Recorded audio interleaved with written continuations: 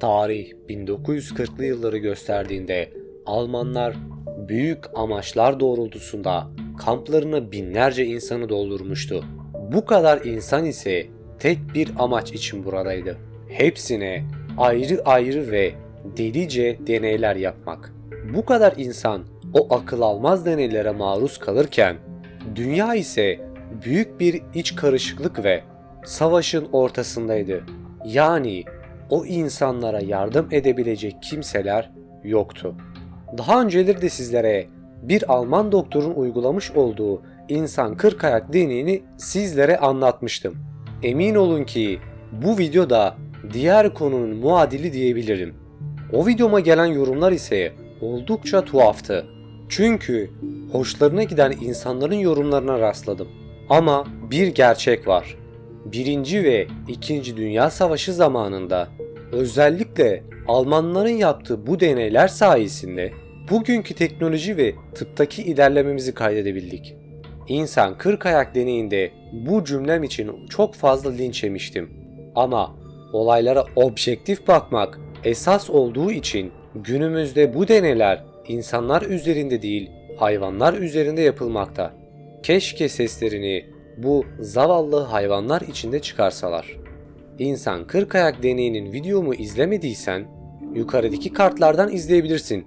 Ama ilk önce bu videoyu bitirmeni istiyorum.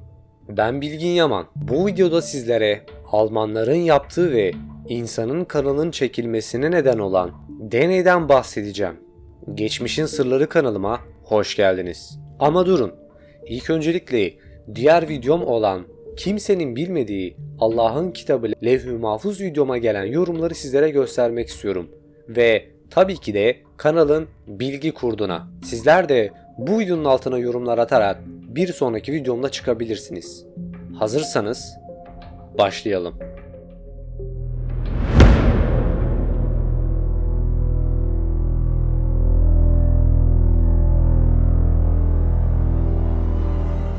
Tarihler 1940. Dünya ikinci bir savaşa başlamıştı ve tüm ülkeler ve devletler bu rekabeti kazanmanın peşindeydi. Sonuçları her ne olursa olsun. Ama bizim deney meraklıları ve ünlü bilim adamlarına sahip olan ülkemiz Almanya'da ise gene üstün Aryan ırkı yapma çabasında ve süper askerler yapmaya çalışmaktaydı. Tabii bu deneyleri kendi askerleri ve halkı üzerinde yapmayacak, o zaman bulunan Yahudi, Çingenelilere yapacaktı. Aslını söylemek gerekirse de kendi halkından olmayan herkesi. Her gün yüzlerce çocuk ve insan bu deneylerde yapılanlardan dolayı vefat ediyordu. Çünkü deneyler insan bedenini zorlamaktaydı. Bu deneylerden biri de ikizler, göz rengi değiştirme ameliyatı gibi deneylerdi. İkizler ameliyatının prensibi ise oldukça ilginçti. Bu deneylere maruz kalan ve hayatta olan birinin anlattıklarını size aktarmak istiyorum. Henüz 13 ila 15 yaşlarındaydım. Ölüm meleği lakaplı doktorun odasındaydım.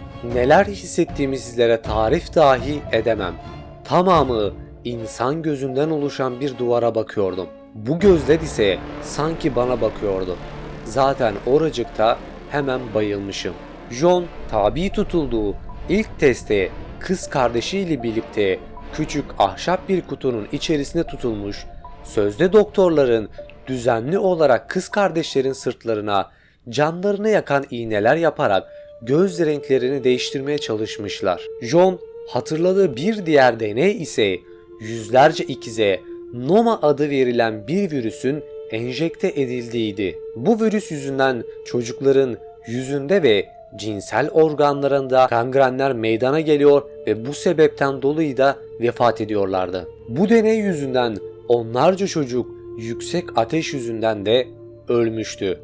Bazıları da bu acıdan kaçmaya çalışırken acımasız subaylar tarafından vurulmuştu. Mengele'nin yani ölüm meleği lakaplı doktorun küçük çocuklara yaptığı en korkunç işlemlerden biri ise narkoz kullanmadan yaptığı acı veren ameliyatlardı. Yapışık ikizleri ayırmak için kendi kendine yöntem arayan acımasız doktor narkozsuz bir şekilde onları ayırmaya çalışmış, birbirinden ayrı olan ikizleri de birleştirmeye çalışmıştır. Ameliyat sırasında acıdan bayılan, hatta ölen onlarca çocuk olmuş. Kulağa şaka gibi gelse de Mengele, iki çingene çocuğun damarlarını sırtlarından birbirine bağlamaya çalışmış. Bu acılara da 3 gün boyunca katlanmak zorunda kalan ikizler kangrenden hayata gözlerini yummuştu. Cinsiyet değiştirme ameliyatları, teknoloji ve tıbbın bir hayli ilerlemesiyle birlikte günümüzde başarılı bir şekilde gerçekleştirilebiliyor. Ne yazık ki aynı durum 1940'lı yılları için geçerli değil ve bu tür ameliyatlar hüzünle sonuçlanıyordu. Kamptan sağa çıkmaya başaran John, ergenliğe yeni girmiş genç kız ve erkeklerin cinsiyet değiştirme ameliyatlarına tabi tutulduğunu anlatıyor. Mengele, erkekleri hadım ederek onlardan aldığı cinsel organları kadınlara takmaya çalışmıştır. Elbette bu ameliyatlar başarısızlık sonuçlanarak genç insanların hayatlarına mal olmuştur. John kendi gözünden her gün aynı zor prosedürlere nasıl maruz kaldığını anlatıyor. Her gün saat 5'te uyanır ve kız kardeşimle birbirimizi giyindirirdik ve hazır bir şekilde doktorların bizi almasını beklerdik.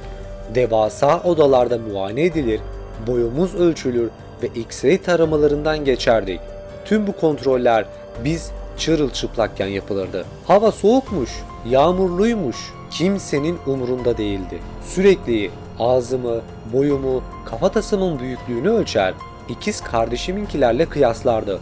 3 haftada bir de düzenli olarak kan örnekleri verirdik.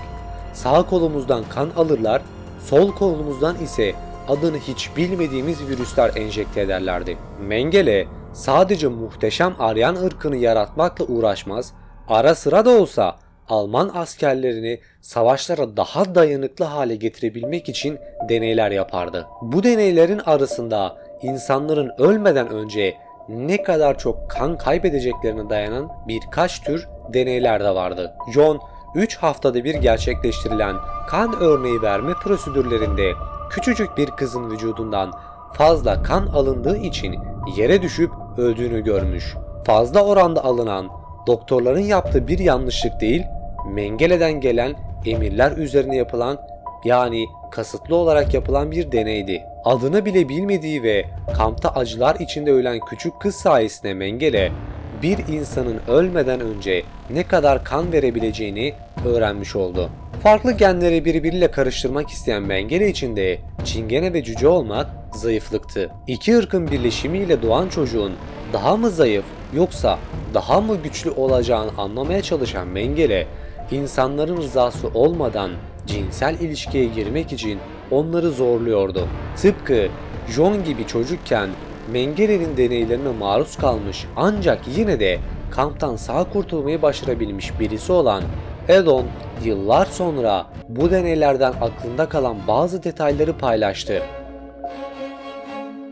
Kampa gittiğimde daha 9 yaşındaydım.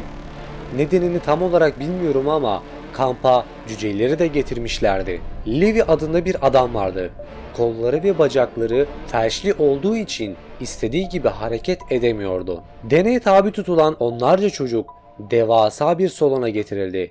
Salonun ortasında askerler tarafından yatması emredilen çingene bir kadın vardı ve Levi'yi o kadın üzerine koyup cinsel ilişkiye girmesi istenmişti. Askerler bakmak istemeyip kafasını çeviren herkesi vuracaklarını söylemişlerdi. Bu yüzden hepimiz bu olaya şahit olmak zorunda kalmıştık.